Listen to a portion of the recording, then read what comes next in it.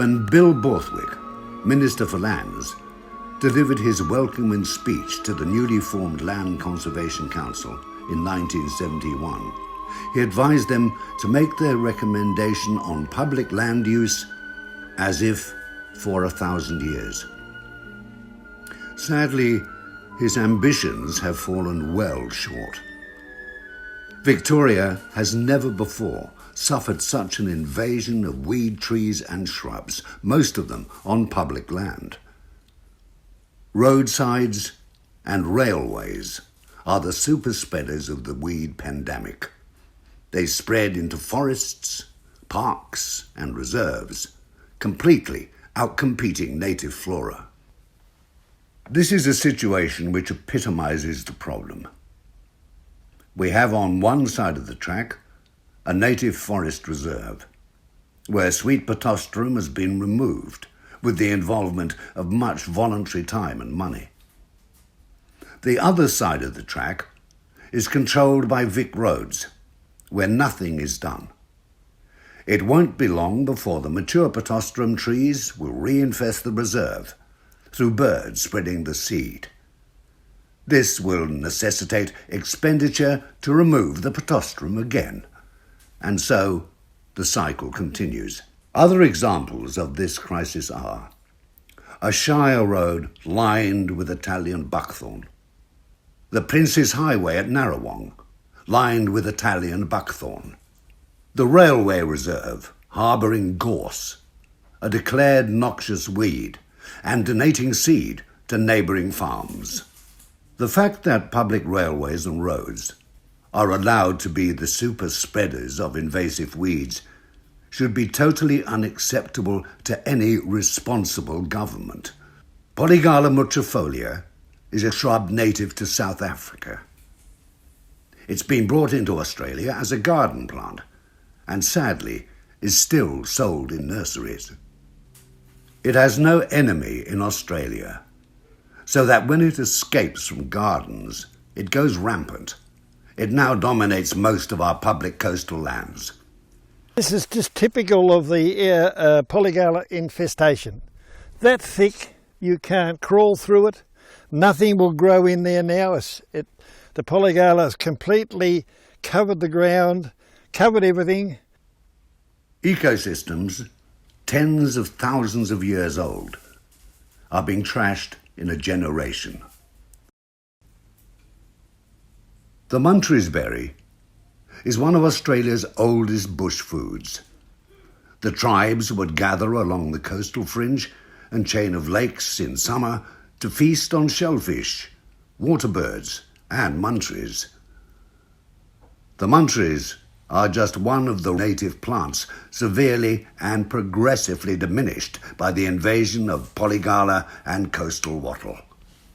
This is the Johnson's Creek Reserve. In my younger days, we had a grazing licence on this property, or on this area anyway, and it was park-like. Stock would eat through here, wethers mainly. But things have changed considerably. Since the polygala has come through here, nothing will touch it, nothing will eat it, and it's just taken over. And there's nothing left, there's no grass, nothing left now, it's just pure polygala. The farmers keep it down by spraying or slashing, but once it becomes in public land, nothing's done. It just gets worse and worse and worse. It's just exploded. And as you can see, the plants flower all year round, so therefore they seed all year round, and underneath these bushes, it's just a massive seed. So the more area that the polygala is now dominating, the more seed that's on the ground. So therefore the birds are spreading the seed faster and wider, and whereas it was probably only held in a small area down there between Mulsey's Lake and Swan Lake, now it probably goes 10 kilometres towards Nelson, 10 kilometres towards Portland, and probably 4 or 5 kilometres inland. Within 10 years it'll be in the Mount Richmond National Park, and it's already in some places in the Lower Glenelg National Park. So another 10 years it'll be all like this.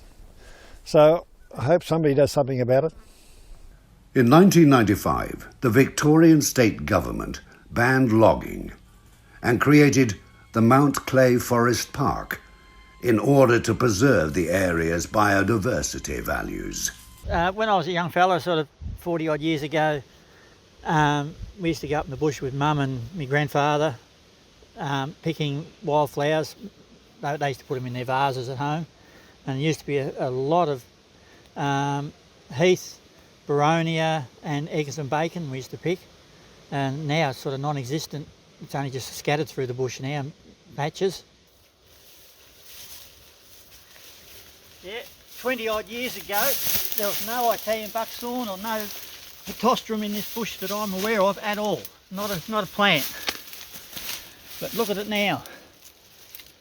It's everywhere.